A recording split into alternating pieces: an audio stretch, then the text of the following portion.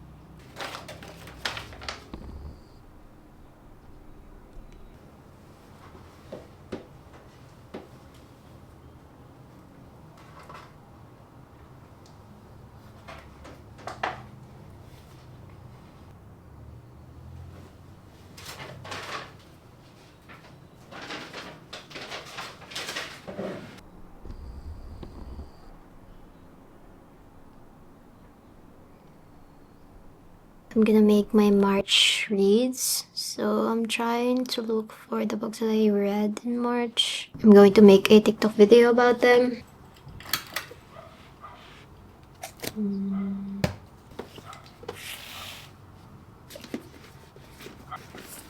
Mice and Men by John Steinbeck. There Lives a Young Girl in Me Who Will Not Die. Brideshead Revisited by Evelyn Waugh. Nana by Emile Zola. The Housekeeper and the Professor by Yoko Ogawa. And I have two books which are in my Kindle, which Return of the Soldier by Rebecca West and The Constant Nymph by Margaret Candil. So, okay, update. Yan, nagawa na natin ang ating March Reads recap. Yan. And actually, I really like my idea dito na, tinan yung ginawa ko. Parang naglalagay na ako ng, dito, images para madali nyong ma-visualize as a visual person. Ganyan. Kasi napansin ko na pag yung normal kong talking video, for me ang tagal niyang i-film kasi medyo worry ako sa English ko. Whereas kapag sa voiceover, parang mas madali sa akin mag-organize ng thoughts ko. So, ayan. Ito yung parang story. Kumbaga storytelling through pictures yung gusto kong nangyari, ganyan. Para ma-visualize, madali ma-visualize sa mga casual viewer, ganun. I think I'm gonna start doing this every time na gagawa ko ng book content sa TikTok para mas madali sa lahat. Ako, parang sa akin mas nakakatawa siya gawin, ganun. I forgot to chika earlier kasi nag-cry ako ng a little bit. Mga 2 patak, ganyan. Kasi I got tagged by this TikTok na post. The post is about papakita ko sa inyo, wait lang. Pero nakakatuwa kasi talaga. Legit, like, dream. So, I got mentioned by 2 people. So, thank you so much kasi nagulat ako. Sobrang sweet nila. Kasi it takes like, a lot of time, syempre, na mag-recommend pa, mag-comment pa. So, na-appreciate ko. And like, this is about Filipino YouTubers na underrated version. And yung mga recon nila, ganyan. So, thank you so much. Nakakatawa kayo. Thank you. As in, sobrang appreciated and hindi niyo alam na sobrang nakikilig ako naman so much.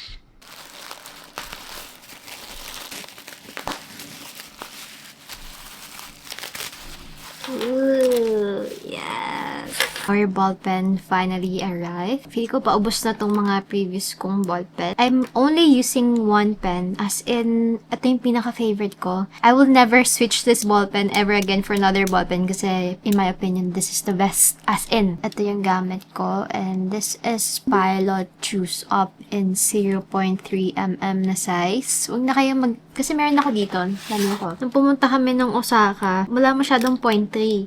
So, madami akong 0.4 dito na binili kasi sobrang, hindi ko alam ba't nung pumunta kami doon, wala na masyadong stock to. Kaya madami akong 0.4. So, might give this to my boyfriend na lang kasi naging fan na din siya ng ballpen na to nung pinatry ko sa kanya. Sabi ko, bumili ka ng ballpen na to kasi the best talaga. And sabi niya, ba't daw ang ganda ng sulat niya pag ito yung gamit niyang ballpen? Saka sobrang, ewan ko, smooth siguro ganun. Ito talaga. Ang perfect talaga sa akin, itong 0.3. Nag-comment din ng Haraan kung ano yung gamit kong ballpen. So, ito yung gamit ko. Okay. Let's use this. Mamaya, wala palang ink, no? So, ano ba yung recently read ko na, Sabihin natin to.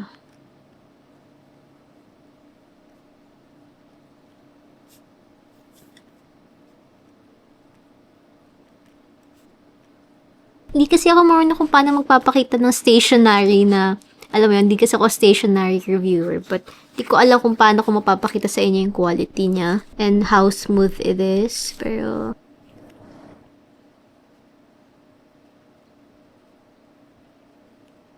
yan. Sa akin, hindi siya nakakapagod magsulat sa kanya. Like, kasi may mga ibang ballpen na, kasi maliit lang yung kamay ko. Yung uncomfortable hawakan, kasi minsan yung masyadong mataba, bulky, or may mga weird na texture around here sa ballpen. Kaya parang nagkakaroon ng kalyo. Kalyo ba ang tawag dito? Yung parang nagkakaroon ng medyo sugat ganun. Kaya tuntua ako sa kanya kasi for some reason, talagang perfect ballpen siya. For me, and sa Orange app ko lang to nabili. Kasi dati hindi available to sa Orange app. Parang accessible lang ata siya before talaga sa Japan. So, nung nakita ko siya sa Orange app, nung naging available na siya, sabi ko, this is my time to shine. Talagang refill na refill naman so much. And if you're curious about kung anong ginagamit ko naman na pencil for my book annotations or book highlights, this is the Muji mechanical pencil in 0.5mm. So, kalagay ito rubber grip. Komportable siya. Tapos, gusto ko din kasi sa kanya, minimalistic yung itsura niya. Like, clear lang siya na mechanical pencil. Kaya tuwan-tuwa ako sa kanya. Parang kahit anong book cover, babagay siya sa pencil ko. And then, meron din kasi siyang eraser dito. Para yung pag sa quick lang na nagkamali ako, ganun. So, madali lang. Hindi na ako kailangan mag-carry pa ng big eraser around. Hindi din madaling maputol yung dulo niya. Kasi may mga mechanical pencil na very fragile. Parang bigla na lang lumuluwag ko nun. So, this has been with me for 1 year na. But parang naging stationery review bigla. At yung ginagamit ko talaga palagi sa stationery ko, planner ko, and then books.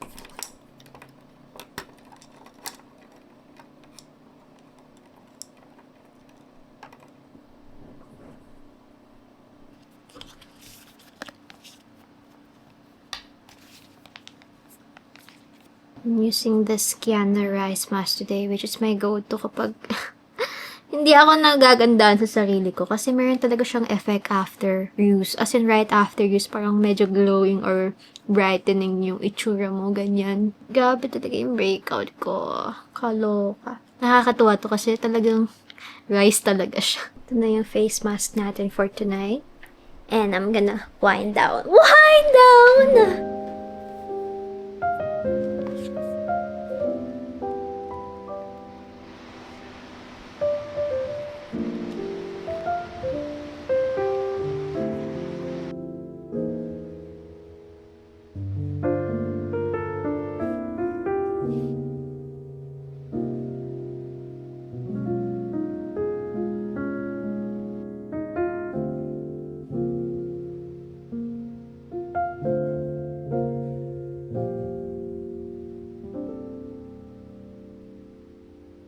Hello guys, I've recovered. Recovered meaning nagpahinga ako saglit kasi sobrang sakit ng ulo ko. I think I got a headache or migraine because sobrang init. But I decided that I'm gonna restart reading kasi nasa mood talaga ako magbasa. But I just don't know what. Parang 3 na lang titira sa atin. Which hindi ko na-include yung philosophy book kasi hindi siya pwedeng yung casually read lang. I actually really want to read yung recent bought kong book. Yung sa previous vlog ko, I'm just gonna put it here. But, ito, yung Death on the Nile by Agatha Christie. I'm not gonna read this pa because I think this is also more on philosophical yata siya or gothic.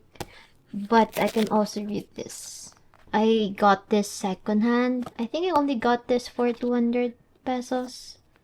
Yan, second-hand lang kasi siya eh. Tapos hindi naman siya in demand. So, I think that's why it's cheaper. Pero in our April read TBR, ito na yung iniisip ko.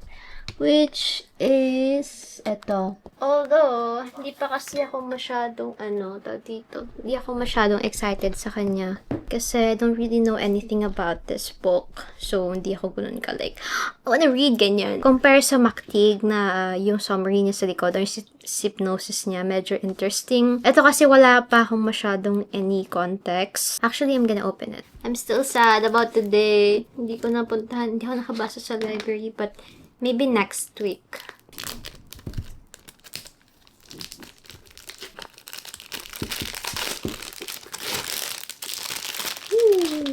I actually really like Oxford World's Classics.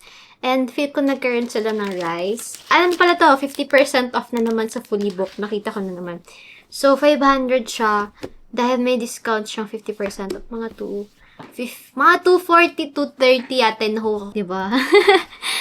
I-check nyo din yung mga discount section sa fully book kasi laki din ng discount. Usually 50% actually. Pero hindi siya yung mga famous title talaga. Huwag kayong mag-expect ng anything na classic doon na sikat talaga.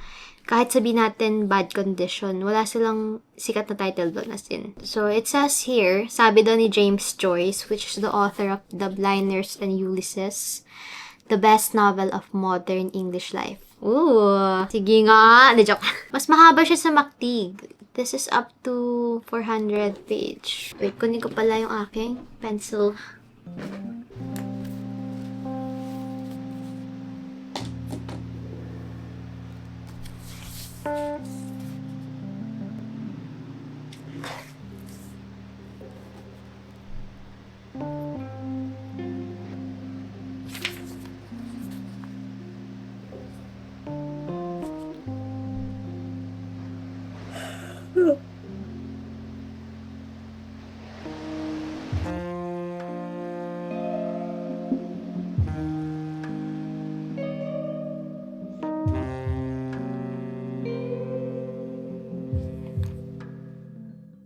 This book will teach you more about finances than any other financial books. And I think that's the beauty of literature kasi it's not a self-advice book. But this is one of the books that teaches you how to deal with money and how it affects people and the people around you, especially how you deal with envy because of other people's possessions, materials, and especially yun nga yung gano'ng kalaking pera nila. Hello, it's time for the book review!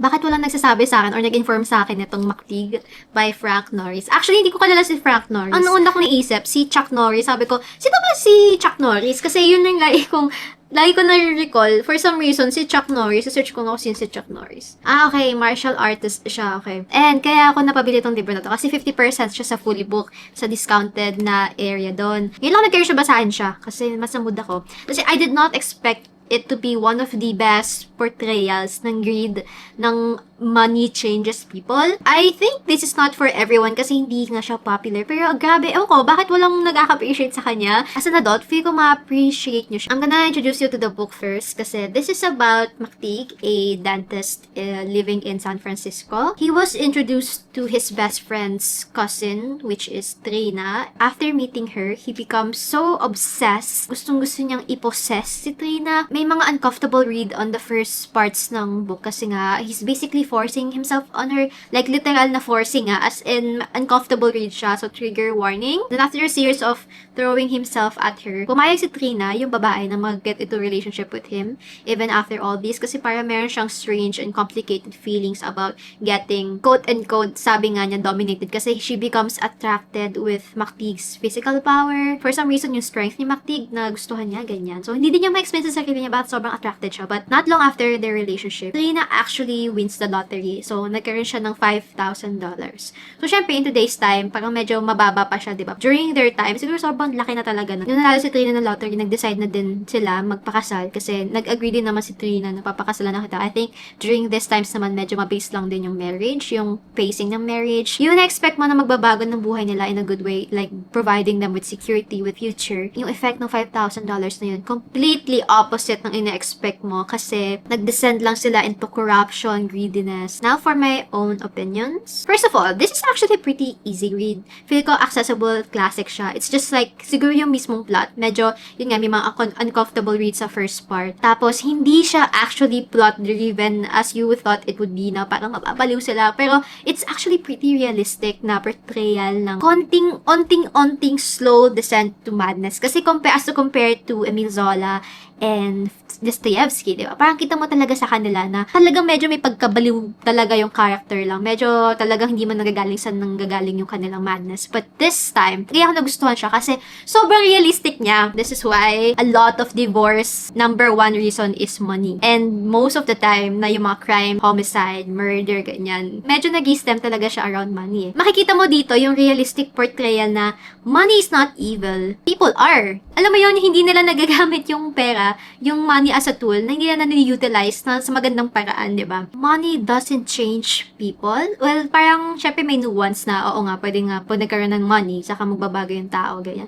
Pero feel ko, money brings out the worst in people if hinayaan mo na talagang baguhin ka ng pera. Makikita mo din talaga kung paano niya binago yung mga ugali ng character. I think madaling maging mabait, madaling maging masaya kung may pera ka. Kaya, hindi mo din talaga masasabi na once na yung pinakasalan mo, tapos na put into position kayo sa financial position na parang sobrang walang-wala na kayo, dun lalabas ang tunay na ugali ng mga asawa nyo, ng boyfriend nyo. Kaya parang medyo ang hirap din kasi I think this is one of those lessons na makuha mo sa literature lang, which is wala naman talagang sure sa buhay and yung desire natin to parang maging kampante na, for the next 5 years, nakakontrata naman ako sa trabaho na to eh. So, ang gagawin ko, itataas ko yung lifestyle ko, bibili ako ng ganito kasi sakto naman sa budget.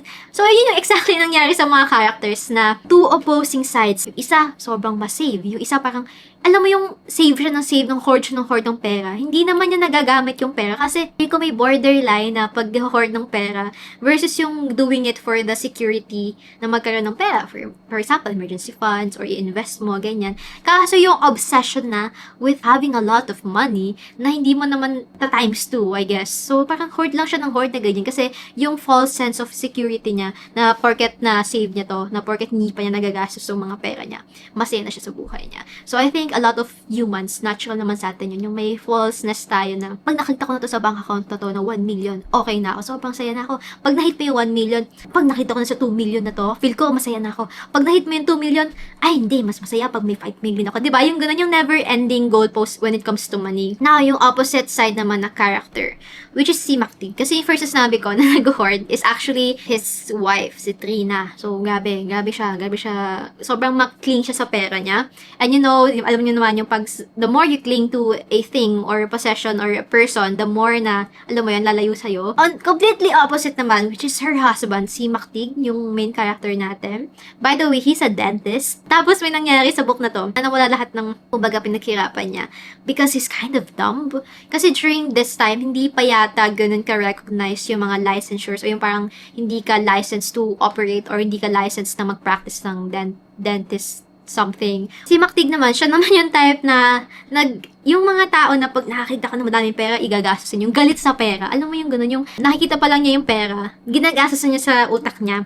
Kaya nakikita ko din yung reason kung bakit si Trina naging hoarder. Kasi nakita niya yung husband niya eh. Siya naman yung spender. So yung may dynamic talaga sa relationship nyo, na meron talagang spender, and then meron saver. Pero, syempre, may borderline naman na parang yung healthy boundary sana kasi yun sa kanila. Feel ko ito talaga nangyayari sa marriage, which is yung resentment na nakikita mo, iniisip mo na itong pera ko sa akin to eh. Ito naman yung isa, yung pera niya, sa akin yan eh. So, nagkakaroon talaga ng, magilid talaga siya sa violent reactions kapag nakikita mo yung asawa mo, nag-i-spend ng money, tapos ikaw hoard ka ng hoard, like save ka na save. Ako nagpapakaya mag-save dito, tapos ikaw gumagastos ka lang. Tapos isa naman, ikaw naman, save ka na save, tapos hindi mo man lang ako binibigyan. Yung ganun dynamic. Doon mo talaga, may doon talaga lalabas ang marital or marriage problems kasi hindi nyo ma-solve ganyan. Kasi magkaiba kayo ng, I guess, technique when it comes to money. Nakakatakot magpakasal because of money problem. Nakakatakot yung nangyari sa book na to. It will serve as a lesson na, parang kailangan nyo talaga munang kilala yung papakasalan nyo kasi wala namatay sa pag hindi pagpapakasal.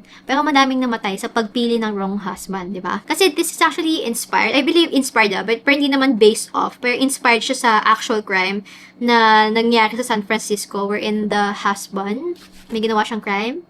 Tapos parang na-inspired yata si Frank Norris to write about this. Next naman na idea, once kasi na-experience natin yung highs, we don't wanna come back down. We have a tunnel vision to cling to the ideas, money, lifestyle na realistically, hindi naman na kayang i-maintain. Realistic kasi pagpapakita dito ng cracks ng effect ng money sa marriage. Slow talaga na parang nag-i-start sa parang pag-small white lies ni Trina sa asawa niya na, wala na akong pera. Pero naka-receive siya ng $40. Tapos yung asawa niya gusto mag-taxi or mag-cab pa uwi, $1. Ayaw niya bigyan. Sabi niya, wala na tayong pera, wala na, nag-aasos ko na. So, umulan. Tapos yung asawa niya, basang-basa, umulan. Di na nakauwi ng maayos. So, parang ano siya, yung drenched in rainwater. Yung mga ganun, yung konting snippet na hindi siya flat na kabogable.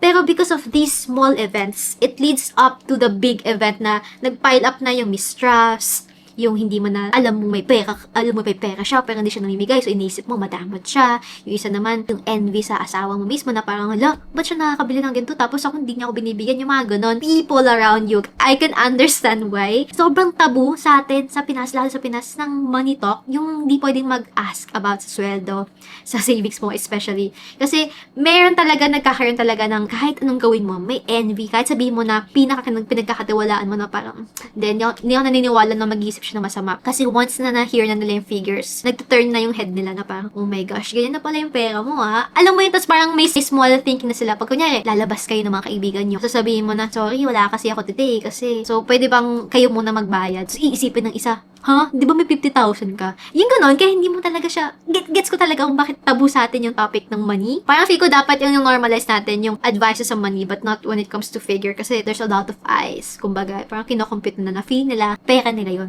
And ang daming beses dito na ang daming nagmamagaling, at ang daming nagkiklaim sa $5,000 ni Trina, and hindi claim na literal. For example, yung best friend ni Mactig, yung main character.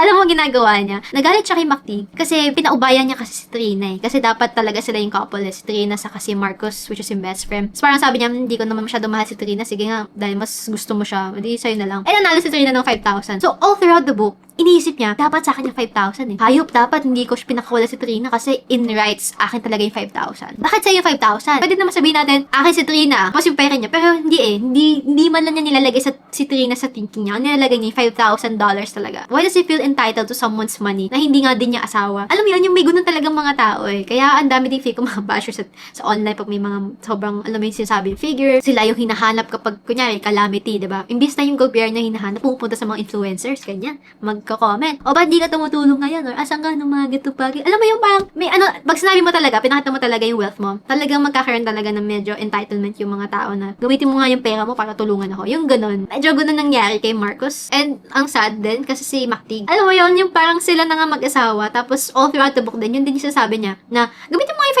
$5,000 mo, yung hirap na natin, ba't hindi mo pa din ginagamit? Parang sinasabi pa niya na, lumipat na tayo ng bahay, sasabihin ni Trina, ha, wala tayong pera, sabi niya, ha, di ba may $5,000 tayo? Yun naman, yung, ha? Ayaw ba nanalo sa loto at feel nyo entitled kayo? Kaya feel ko gets ko din kung bakit naging ito si Trina, yung naging stingy sa money, kasi I could see why it gets tiring, na parang lahat ng tao sa paligid mo, entitled sa $5,000, pinaka lesson ng book na to, or pinaka takeaway ko.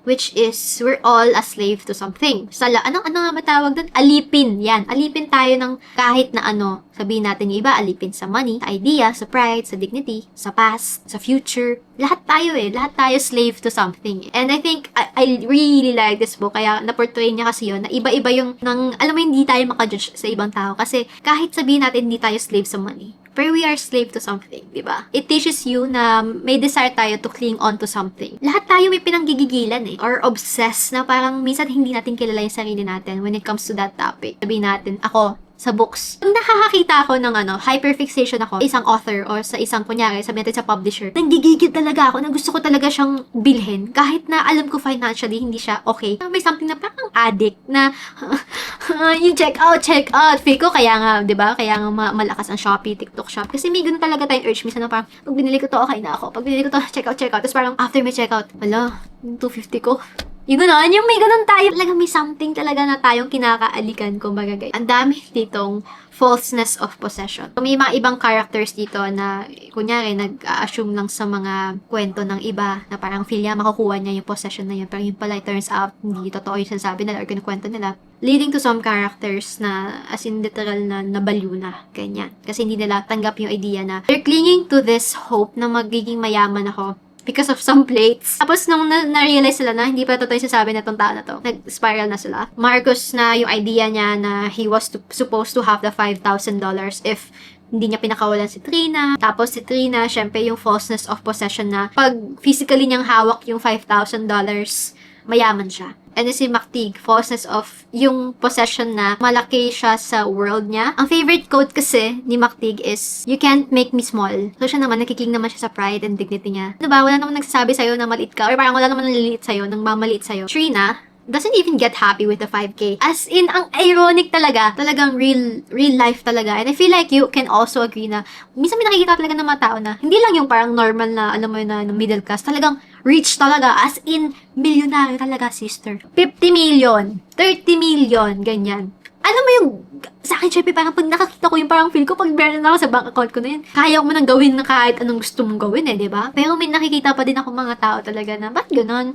At hindi pa din sila masaya? Hindi nyo ba na ma-maximize yung money nyo? Tapos bakit, ano pang point ng pagkakaroon ng maraming pera if hindi mo binibigyan sa sarili mo ng security, di ba? Money for me is a tool and not a goal. So, kapag ginawa mong goal, talaga ang money, talaga hindi ka magiging masaya. Kasi, sabi natin gusto mo, entry mo sa buhay, 30 million, magkaroon 30 million sa buhay. Paano pag 10 years, nagkaroon na ng, nakuha mo ng 30 million, pero yung value ng 30 million mo in 10 years is like what? 1 million. Don't get me wrong, I love money. Siyempre, may goal talaga ako kasi kahit ako nag-struggle ako sa money. But I'm talking about yung big things na pwede lang talaga, like, sobrang yaman na parang, alam mo yun, yung wala ka nang iintindihin, ganyan. And kaya nga tayo nagtatrabaho, di ba? Kaya nga tayo nag-chase ng dreams because, siyempre, gusto natin maging secure sa buhay. But I'm saying, yung mga tao na meron na, yung mga tao na meron na nakuha nyo na yung goal nyo. So, hindi mo din kayo masaya kasi dapat, di ba, parang na-invest nyo na sa something na nagpapa-times 2 niya. Pero yung katulad ni Trina na, grabe, sobrang kahit yung sarili niyang asawa, medyo iniistilan niya. Kasi yung concept of hoarding wealth and hoarding money makes her happy, but at the same time, hindi siya happy Parang obsession na lang siya After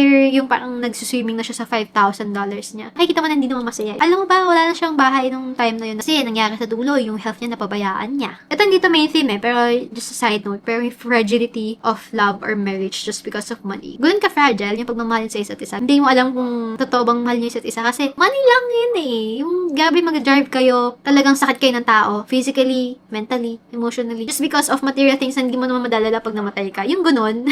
Sabihin natin hindi naman dito ka-extreme na talagang it will drive you mad.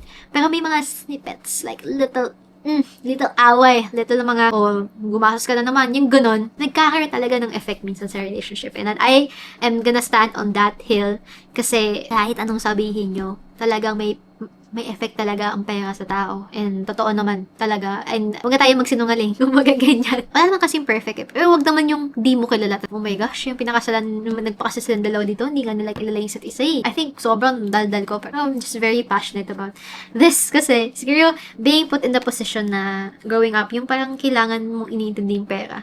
Kasi syempre nagkakaroon effect sa'yo yun. Yung parang lagi mo narinig na kailangan natin ng pera, kailangan natin magpayaman, kailangan mayaman ka sa paglaki mo, ganito, ganyan. Kasi gets ko naman, totoo naman. Pero kasi parang nagkakaroon ka itong sense of, na parang hinahabol mo lagi yung pera, ganyan. Kaya, tutawa ako sa libro na to kasi, clock it.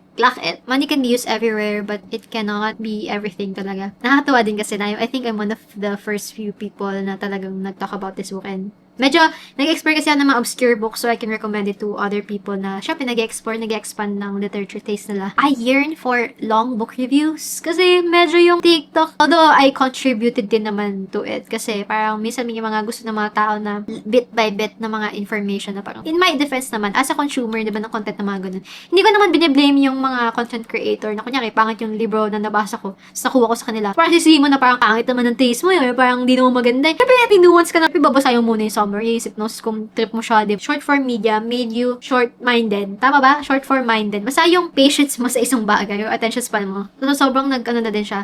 Tiny bits na lang siya. Parang bite size na lang siya. Kaya, I yearn for long book reviews again. Dahil naman so much. Feel ko na, 20 minutes na no? And I beg for your forgiveness. And, yun lang naman.